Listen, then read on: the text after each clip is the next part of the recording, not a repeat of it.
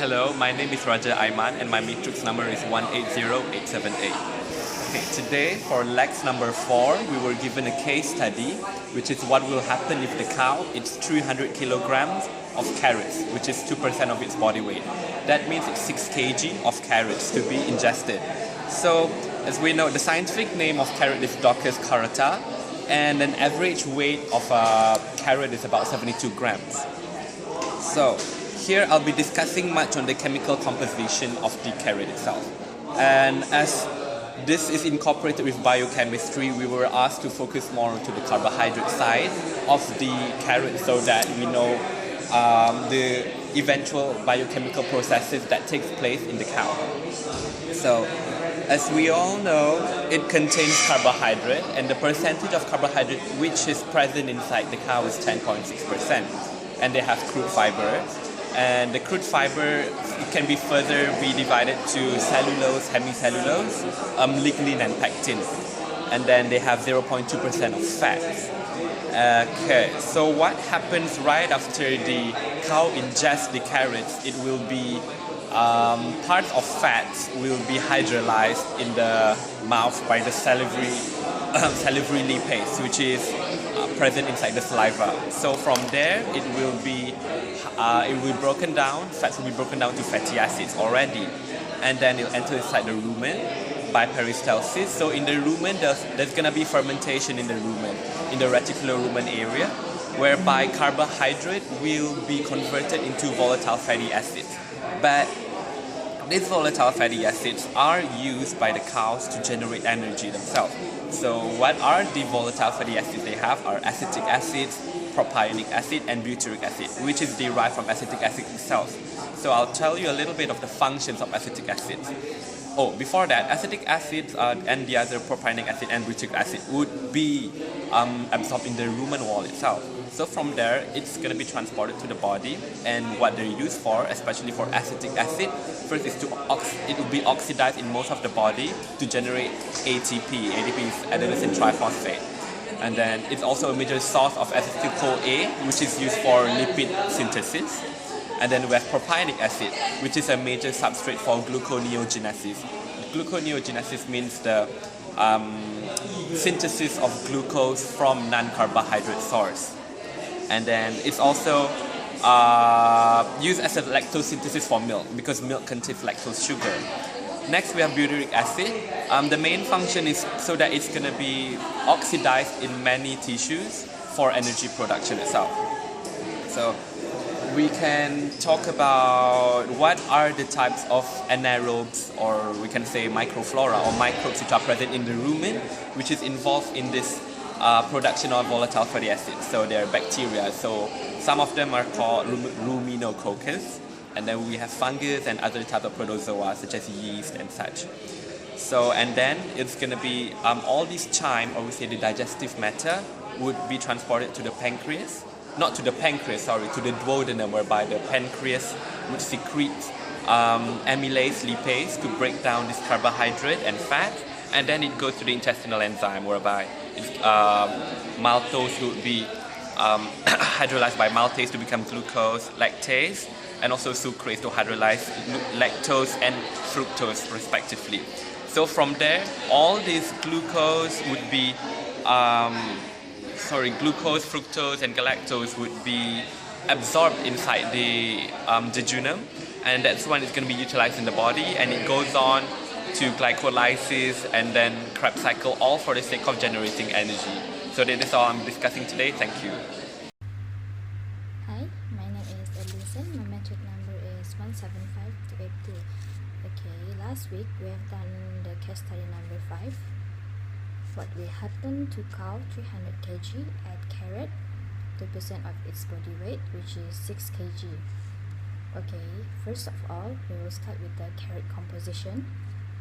There are 10.6% of carbohydrate, 0.2% of fat, and 1.2% of crude fiber in carrots. The crude fiber consists of cellulose, hemicellulose, lignin, and pectin. The lignin part is hard to digest. Okay, for my part, I have done on Krebs cycle. which is known as either tricarboxylic acid cycle or citric acid cycle. It occurs in mitochondria. It is ambivalent, which means it performs both anabolism and also catabolism. Okay, the digestion will start in through the rumen reticulum, omasum and ovimasum. But then it will enter the various pathway of energy releasing, which is the first one is glycolysis, and the next part is MIND, which is the TCA cycle, tricarboxylic acid cycle. Okay, the product from the glycolysis will enter the Krebs cycle, which is the 2-pyruvate, and the pyruvate is must be converted into acetyl-CoA that will catalyze the conversion by the pyruvate dehydrogenase complex. Okay, from this reaction there are various of enzymes involved. The first one is citrate synthase, aconitase, isocitrate dehydrogenase, alpha ketoglutarate dehydrogenase, succinyl CoA synthetase, succinate dehydrogenase, fumarase, and also malate dehydrogenase. Okay, there are 6 NADH, 2 FADH2, 2 ATP, and 4 carbon dioxide molecule are formed at the end of this reaction. Okay, we have found the new word such as gluconeogenesis. Okay, genesis stands for making and neo is new. So overall, gluconeogenesis means formation of new glucose, while glycolysis, it means that breakdown of glucose. Okay, that's all from me. Thank you. My name is Cindy. My matrix number is 1808930. Today I'm going to talk about what will happen to a cow of 300 kg if it have eaten 6 kg of carrots in one shot. Okay, let me just jump to the conclusion for a while. That is, actually a cow can eat up to 16 kg of carrot per day. So 6 kg is not a big deal for them. So this amount of carrot is being digested and being used for its daily requirement. Okay, let's see. What is there inside of the carrot? There is actually 10.6% of carbohydrate that is in the form of starch and also in the form of simple sugars, and 0.2% of fat and 1.2% of fiber, which consists mainly of cellulose. Fat is digested in the mouth and pancreas of the cow by lipase into fatty acids. And starch is being digested in the pancreas by amylase into maltose. While maltose is further being digested in the small intestine by maltase into glucose, and the lactose, sugar and sucrose sugar that is present in the carrot itself is being digested by lactase and sucrose respectively into glucose and galactose and fructose and glucose. While cellulose, this is slightly special. The digestion process is because it is not being digested by the enzymes produced by the cow itself, but it is being digested by the microflora present in the rumen of cows. Because this type of the bacteria present in the cow's rumen can produce cellulase, which can digest cellulose into cellobiose. While this cellobiose is being digested further into glucose by Ruminococcus bacteria. Then after that, all the simple sugars were being all the glucose that is produced undergo glycolysis and Krebs cycles to release the energy in it. And the end product is absorbed in the jejunum that is at the end part of the small intestine. That's all from me. Thank you. Today, my matrix number is 180864. Today I'll be going to talk about what will happen if a cow, 300 kg, add carrots 2% of its body weight, which is 6 kg of carrot. This objective of this case study is to understand the metabolism of carbohydrates in ruminants and to use the knowledge from lecture and research on carbohydrate to be applied into the case study for better comprehension. First, a carrot has a chemical composition of 10.6% carbohydrate, 6.2% fat, and 1.2% crude fiber. The fiber consists of cellulose, hemicellulose, lectin, and pectin, with the percentage to be 89.9%, 9.14%, 2.4%, and 7.41% respectively. As the cow ingested 6 kg of carrot, they will begin masticated to enlarge the surface area of the feed. The saliva contains salivary lipase, which will hydrolyze fats into fatty acids. As the crushed carrots had been masticated, they will begin shaped into bolus to pass through the esophagus and enter the rumen. In the rumen, billions of microflora, which include bacteria, fungi, and protozoa, would release the enzyme called cellulase to break down the dietary fiber. An important bacteria that was involved in the degradation of cellulose into glucose was Ruminococcus albus. The microbes in the rumen digested the structural carbohydrate, which were cellulose and hemicellulose, to produce a large amount of acetic acid. Acetic acid will be oxidized most in the body to produce ATP, which is a form of energy, and is also a major source of acetyl coenzyme A for lipid synthesis. On top of that, the bacteria was digested starch, would produce mainly propanoic acid. Another type of volatile fatty acid called butyric acid is produced from the acetic acid itself. Butyric acid was oxidized in many tissue for energy production. The volatile acid, which were hydrolyzed by the enzyme from bacteria in the rumen, will be absorbed through the rumen walls and transported in the blood into the liver. In the liver, the volatile fatty acid were converted to energy for milk production, maintenance of the body system, pregnancy, and as well as for growth.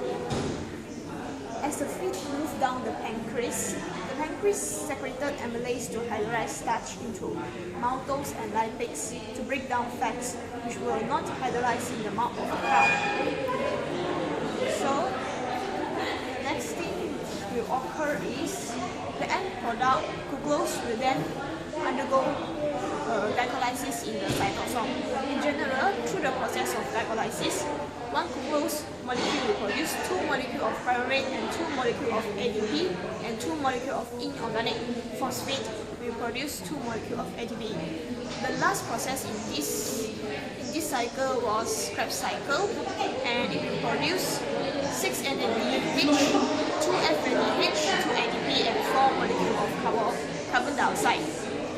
So, as a conclusion, the carrot given to the cow had provided essential use for the cow, mainly as an energy source to undergo its daily activities. Thank you. Hi, my name is Siti Jasmina, metric number 180880. So we were given a case study, what will happen if the cow is about 300 kilograms, 8 carrots, which is 2% of its body weight. So the carrots are basically composed of free sugars such as sucrose, glucose, xylose, and fructose. And they're also composed of cellulose, hemicellulose, and also lignin. So basically, cellulose digestion in cow occurs with the degradation of cellulose by a gram-positive bacteria called ruminococcus, and this occurs in the rumen, and it will be degraded into the monosaccharide glucose. Basically what happens, this bacteria ruminococcus, it will break the beta linkages in cellulose to form the monosaccharide glucose. As for carbohydrate digestion, the main site is the reticulorumen. So I'm going to proceed with glycolysis. Glycolysis is basically the catabolism of carbohydrates by enzymes, which will produce energy and will produce lactic acid or pyruvic acid as the products.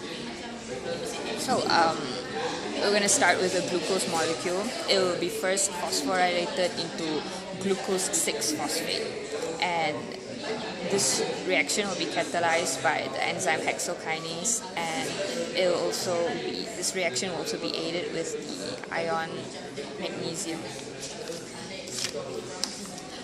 Next, this glucose 6-phosphate, it will be then converted into fructose 6-phosphate, and this reaction will be aided by the enzyme phosphohexose isomerase. Next, fructose 6-phosphate will be then phosphorylated into fructose 1,6-bisphosphate with the aid of the enzyme phosphofructokinase 1. And following this step, fructose 1,6-bisphosphate will be then cleaved into fructose 1,6-bisphosphate. Fructose 1,6-bisphosphate will then be cleaved into glyceraldehyde 3-phosphate and dihydroxyacetone phosphate with the enzyme fructose 1,6-bisphosphate aldolase. This dihydroxyacetone phosphate molecule, it cannot proceed with the following steps in glycolysis. So this dihydroxyacetone phosphate molecule, it has to be converted into glyceraldehyde 3-phosphate molecule, and this will happen with the help of the enzyme triose phosphate isomerase.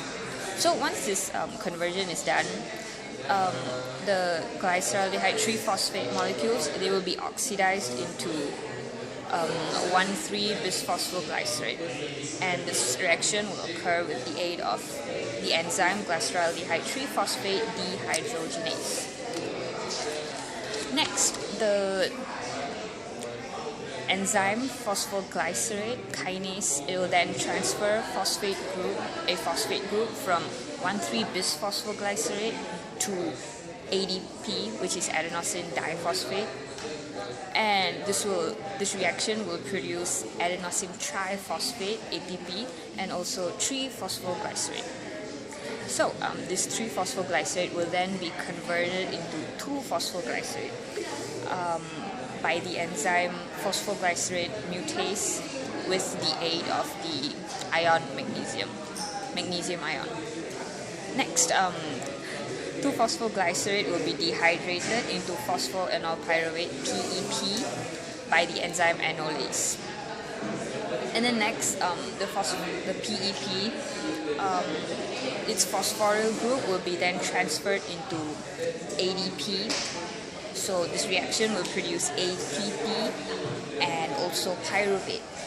And this reaction will be catalyzed by pyruvate kinase, and it also occurs with the aid of potassium ion and magnesium ion. And basically this entire reaction, it will produce 2 pyruvate molecules. One glucose molecule will produce 2 pyruvate molecules, and 2 adenosine diphosphate molecules will combine with two inorganic phosphate molecules, and it will then produce two adenosine triphosphate molecules. So that's all for me. Thank you.